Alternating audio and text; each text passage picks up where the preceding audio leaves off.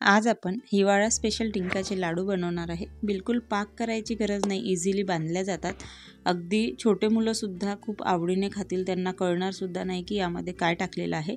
जे पण लाडूमध्ये टाकतो ना आपण ते सेपरेटली खाणं शक्य नाही आहे की वेगवेगळं अक्रोड खाऊ, बदाम खाऊ, काजू खाऊ, तर ते खाणं शक्य नाही आहे। मग अशा प्रकारे लाडू बनवले की ते आपल्या शरीरात रोज थोडं ना का होईना पण पूर्णच वस्तू जातात। तर बघू शकता इझिली बांधल्या जातात आणि असं तोडून सुद्धा दाखवते। तर छान असा नरम लाडू झालेला आहे आणि त्याला इझिली आपण छान असा बांधू सुद्धा शकतो। तर रेसिपी पूर्ण बघा, एकदम इझी आहे आणि खरंच सांगते खूप मस्त असं लाडू तयार झालेले आहे। चला मग वेळ न घालवता रेसिपीला सुरुवात करूया। त्याआधी चॅनलवर नवीन असाल तर चॅनलला सबस्क्राईब सुद्धा करा। आज आपण इथे लाडू बनवण्यासाठी वाटीचं प्रमाण घेणार आहे, म्हणजे एकदम सोपं जाईल। तर मी इथे 2 वाट्या खोबरा कीस घेतलेला आहे आणि त्याच वाटीचं प्रमाण आपण शेवटपर्यंत घेणार आहोत। तर इथे खोबरा कीस जे आहे कढईमध्ये चांगला मंद आचेवर भाजून घेतला, छान गोल्डन ब्राऊन होईपर्यंत। तूप बिलकुल वापरलेलं नाही आहे। नंतर एका ताटामध्ये काढून घेतला आणि कढईला थोडंफार राहिलेलं होतं ते थोडं पुसून घेतलं, नाहीतर मग ते जळल्यासारखं होईल। नंतर त्याच वाटीने 1/4 वाटी खसखस घेतलेली आहे आणि छान अशी तडतड उडेपर्यंत किंवा मंद आचेवर हे सगळे वस्तू भाजून घ्यायचे आणि खोबरा कीस काढला ना त्याच प्लेटमध्ये काढून घ्यायचा आहे।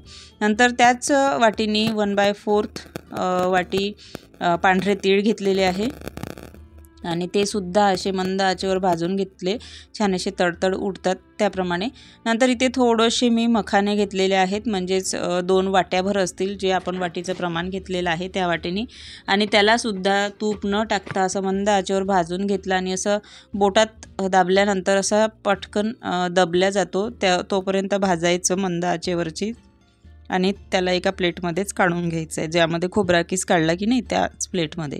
आता थोडंसं तूप टाकून त्या कढईमध्ये 2 ते 3 चमचे तूप टाकलेलं आहे आणि बदाम घेतले। तर इथे बदाम घेतलेले आहेत 3/4 वाटी, ज्या वाटीने आपण सगळं साहित्य घेतलं त्याच वाटीने 3/4 वाटी काजू घेतले, बदाम घेतले आणि काजूसुद्धा तेवढेच घेतलेले आहे। तर ते सुद्धा मंद आचेवर असेच भाजून घ्यायचे आहे। गॅसची फ्लेम बिलकुल लो ठेवायची आणि जे आपण स्टार्टिंगला तूप टाकलेलं होतं तेवढंच तूप आपण इथे वापरलेलं आहे, बिलकुल तूप जास्त वापरलेलं नाही आहे। तर इथे आपण ताटं जास्त भरवणार नाही आहोत, जे आपण तूप न टाकता भाजलेले पदार्थ आहे ते एका ताटात काढायचे आणि जे तूप टाकून भाजलेले पदार्थ आहे ते सगळे एका ताटात काढून घ्यायचे। बिलकुल जास्त भांडे भरवायचे नाही, म्हणजे तुपाचं जे आहे सगळं एकत्रच राहील। मोठं पसरट ताट घ्या। नंतर काजूसुद्धा मस्त असे मंद आचेवर भाजून झाले की ते सुद्धा एका प्लेटमध्ये काढून घ्यायचे। एकदम ह्या वस्तू सगळ्या जे हे ड्रायफ्रूट्स आहे सगळे ड्राय असतात, त्यामुळे एकदम जास्त भाजण्याची गरज नाही। तर हे सगळं भाजणं होत आहे तोपर्यंत तुम्ही माझ्या चॅनलवर नवीन असाल तर चॅनलला सबस्क्राईब करा आणि चॅनलला सबस्क्राईब केलं असेल तर बेल आयकॉनसुद्धा प्रेस करा, म्हणजे जे पण मी व्हिडिओ टाकते त्याचं नोटिफिकेशन तुम्हाला मिळून जाईल। आता काजूसुद्धा भाजून झालेले आहे, तर ते जे आपण बदाम काढलेले आहे ज्या ताटात त्याच ताटामध्ये काजू काढून घ्यायचे। आता त्याच तुपामध्ये मी तूप टाकलेलं नाही आहे अजून, पण लागलं तर तुम्ही इथे टाकू शकता। नंतर त्याच वाटीने 1 वाटीभर अक्रोड घेतलेले आहेत। तर अक्रोड मुलं असे खात नाही किंवा आपणही स्पेशली खात नाही, थोडे कडवट लागतात त्यामुळं, तर असे लाडवामध्ये टाकून घ्यायचे। तर 1 वाटीभर घेतले। नंतर इथे मी घेतलेले आहेत गोदाम बीज, हे 1/4 वाटी घेतलेले आहे। ज्या वाटीने प्रमाण घेतलेलं आहे त्या वाटीने 1/4 वाटी मगज गोदाम बीज घेतलेले आहे। हे इझिली मिळतात ड्रायफ्रूट्स जिथे मिळतं, किंवा हे जे आहे आपण असे स्पेशली खात नाही गोदाम बीज वगैरे, तर हे लाडूमध्ये टाकून आपण खाऊ शकतो, शरीरासाठी खूप चांगले असतात। नंतर इथे घेतलेले आहे मगज बीज, तर हे सुद्धा मी 1/4 वाटी घेतलेले आहे आणि तूप टाकलेलं नाही, त्याच तुपामध्ये थोडंसं अलस करून घेतलेलं आहे। हे बीज थोडेसे भाजताना काळजी घ्या, उडतात, थोडंसं लक्ष ठेवायचं कारण की उडतात हे थोडेफार, त्यामुळे। नंतर हे सुद्धा भाजून झाले की काढून घ्यायचे आहे। तर इथे आता तूप कढईमधलं संपलं, त्यामुळे मी इथे 3 ते 4 चमचे तूप इथे मी टाकलेलं आहे, कारण की डिंक भाजण्यासाठी तूप छान असं लागत असते. तर ते थोडंसं गरम होऊ द्यायचं. एकदम लगेच थंड तुपामध्ये डिंक बिलकुल वापरायचं नाही आहे. तर इथे मी डिंकसुद्धा अर्धा वाटी घेतलेला आहे. त्याच वाटीने अर्धा वाटी डिंक घ्यायचा. नंतर हा एका याने नाही टाकायचा आहे, बिलकुल थोडा थोडा टाकून भाजून घ्यायचा. फक्त डिंक तळत असताना तूप थोडंसं गरम झाल्यानंतरच टाका आणि नंतर मग थोडा थोडा टाकून तळून घ्या. अशा प्रकारे सर्व डिंक तळून घ्यायचं आहे, बघू शकता तुम्ही. आणि मंद आचेवर तळायचा. थोडासा वेळ लागतो याला, चांगला फुटल्या गेला पाहिजे. आणि आता पहिला बॅच मी तळून घेतली, दुसरीसुद्धा तळून घेते. अगदी मंद आचेवर तळायचा. याचा भुरकासुद्धा मिळतो मार्केटला, तर तुम्ही भुरकासुद्धा घेऊ शकता. तर डिंक भाजून झालेला आहे. आता थोडेसे पिस्ता घेतले मुठीमध्ये, थोडंसं मुठीच्या थोडंसं कमीच घेतलेले आहे. तर तुम्ही इथे जे तुम्हाला टाकायचं आहे ते तुम्ही या लाडूमध्ये टाकू शकता.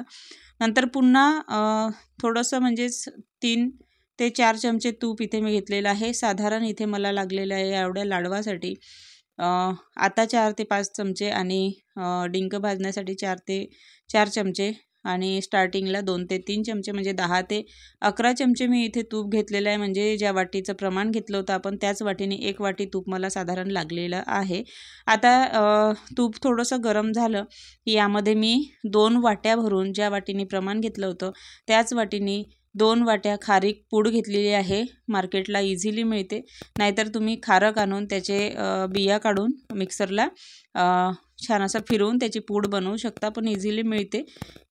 तर पूडच आणायची. आणि कसं आहे, मिक्सरचं भांडं वगैरे खराब होऊ शकते खारक वगैरे फोडून जर पूड केली तर. आता छान असं खारक पूडसुद्धा भाजून झाली. तर इथे आता आपण मिक्सरचं एक मोठं भांडं घेऊ. मोठं भांडं घेतल्यानंतर जे आपण तूप न टाकता भाजलेले सगळ्या वस्तू आहे त्या मिक्सरला पल्स मोडवर फिरवायच्या. खूप एकदम ग्राइंड करत नाही बसायचं आहे. अगदी थोडंसं एकजीव झाले पाहिजे बस. ऑन ऑफ मोडवर म्हणजे पल्स मोडवर असं फिरवून घ्यायचं आणि 1-2 वेळा फिरवलं की बस होऊन जातं. आता हे सगळं एका ताटात काढून घ्यायचं आहे. बघू शकता तुम्ही छान असं बारीक झालेले आहे. आणि थोडेफार राहिले जसं मखाना लाहीचे जे थोडेफार कण वगैरे राहिले तरी काही हरकत नाही आहे. नंतर इथे आपण जे तुपात भाजलेले सगळे ड्रायफ्रूट्स आहेत तर ते घ्यायचे आणि थोडे थोडे ते सुद्धा बारीक करायचे नाही आहे. थोडेसे पल्स मोडवर ऑन ऑफ मोडवरच हे करून घ्यायचे आहे. तर इथे डिंक न टाकता बाकीचे सगळे जे ड्रायफ्रूट्स आपण भाजून घेतलेले आहेत तुपामध्ये ते सगळे मिक्सरला टाकून घ्यायचे. इथे मी काजू, नंतर बदाम, नंतर अक्रोड हे सगळं टाकून घ्यायचं आहे. आणि बघू शकता आपले भांडेसुद्धा खूप भरलेले नाही आहेत, फक्त एकच ताट तुपाने भरलेलं आहे, म्हणजे तूपसुद्धा वेस्टेज जात नाही, बघू शकता.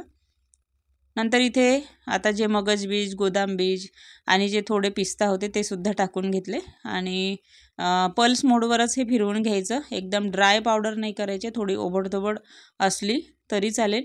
काही हे असं पल्स मोडवर करताना थोडे बदामचे बीज, थोडे काजू वगैरे असे अख्खे किंवा अर्धे असे राहिलेले आहे ते काढून घ्यायचे आणि मिक्सरच्या पॉटमध्ये टाकून घ्यायचे आहेत. थोडे मोठे मोठेच पीसेस आहे. आणि जे आपण आता थोडंसं ओबडधोबड केलेला हा ड्रायफ्रूट्सचा चुरा आहे तो 1 वाटीभर काढून घ्यायचा. तो आपल्या शेवटी कामात येणार आहे.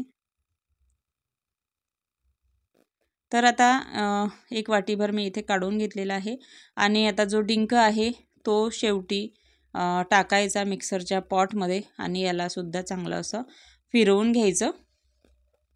हाताने सुद्धा होतो, म्हणजे वाटीच्या मदतीने सुद्धा इथे तुम्ही बारीक करू शकता, पण मिक्सरला टाकलं चांगला एकजीव होऊन जाईल. मी एकजीव झाला नंतर ते काढून ठेवलं आणि नंतर त्याच याच्यामध्ये मी टाकलेलं आहे जे आपण खारीक पावडर भाजलेली होती ती मिक्सरच्या पॉटमध्ये टाकायची आणि त्याच वाटीने अर्धा वाटी गूळ मी इथे घेतलेला आहे. आणि जे ड्रायफ्रूट्सचं जे ओबडधोबड केलेलं मिश्रण आहे ते सुद्धा थोडंसं टाकून घ्यायचं आणि जो डिंक मिक्सरला फिरवून घेतला होता तो टाकायचा. सगळं एकजीव म्हणजे थोडंसं बाकी राहू दिलेलं आहे, कारण की मिक्सरच्या पॉटमध्ये तेवढं जाणार नाही, म्हणून थोडंसं सगळं थोडं थोडं घेतलं आणि मग पुन्हा जागा झाली त्यामध्ये, तर त्यामध्ये पुन्हा जे राहिलेलं मिश्रण आहे ते सुद्धा टाकून घेतलं चांगलं एकजीव होण्यासाठी आणि मिक्सरला फिरवून घेतलं. आता बघू शकता खालचं मिक्सरच्या पॉटमध्ये जे खालचं होतं ते चांगलं फिरलं गेलं, वरचं पुन्हा थोडंसं ड्राय राहिलेलं आहे, तर खालचं काढून घेतलं आणि वरचं पुन्हा सुद्धा त्यामध्ये मिक्सरच्या पॉटमध्ये टाकून पुन्हा एकदा फिरवून घ्यायचं, म्हणजे चांगलं एकजीव होते. जो गूळ वगैरे आहे तो चांगला एकजीव होतो. तर हे थोडं थोडंच काढा आणि नंतर सगळं हे करा, मिक्स करा एकत्र.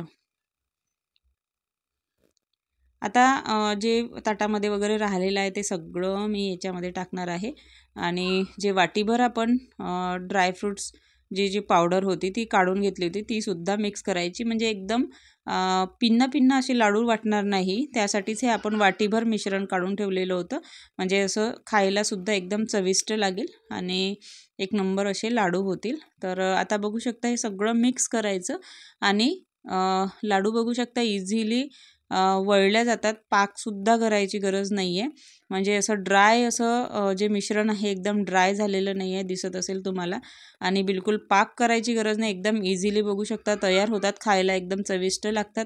आणि जर तुम्हाला थोडेफार अजून गोड पाहिजे असेल तर तुम्ही इथे गुळाचं प्रमाण वाढवू शकता, पण एवढं प्रमाण ठीक आहे, खाल्ल्या जातात, एकदम गोड वगैरे चांगले लागत नाही, पण तुम्हाला आवडत असेल तर थोडंसं गूळ इथे तुम्ही वाढवा. नंतर इथे लाडू बघा इझिली बांधल्या जातात आणि त्यावर थोडंसं डेकोरेशनसाठी पिस्त्याचे काप लावून घ्यायचे, म्हणजे दिसायला छान दिसतं. बघू शकता बिलकुल बांधायला कठीण गेले नाही, अगदी 5 मिनिटामध्ये हे लाडू माझे तयार झालेले आहे. छोटे छोटे लाडू बांधले तर इथे एवढ्या प्रमाणामध्ये 45 लाडू तयार झाले आणि खायला खूप छान लागतात. सकाळी रोज एक लाडू खा आणि गरम पाणी यावर. खूप मस्त असे लाडू, हेल्दी पौष्टिक आहेत.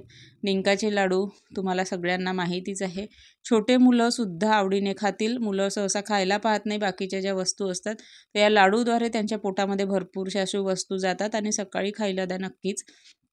तर खूप मस्त असं डिंकाचे लाडू एकदम इझी बनल्या जातात आणि बघू शकता एकदम मस्त असे नरम झालेले आहे, चावायला त्रास जात नाही आणि तुम्हाला दाबूनसुद्धा दाखवते, नरम असे लाडू झालेले आहेत. नक्की ट्राय करा ही रेसिपी, एकदम सोपी आहे. तर रेसिपी कशी वाटली, म्हणजेच व्हिडिओ कसा वाटला ते तुम्ही इथे मला कमेंट करून सांगू शकता आणि थोडासाही व्हिडिओ आवडला तर प्लीज लाईक करा, शेअर करा. चॅनलवर नवीन असाल तर चॅनलला सबस्क्राईब करा आणि सबस्क्राईब केलं असेल तर बेल आयकॉनला नक्की प्रेस करा, म्हणजे जे पण मी व्हिडिओ टाकते त्याचं नोटिफिकेशन तुम्हाला लगेच मिळून जाईल. तर मस्त खा, स्वस्त रहा, बाय बाय.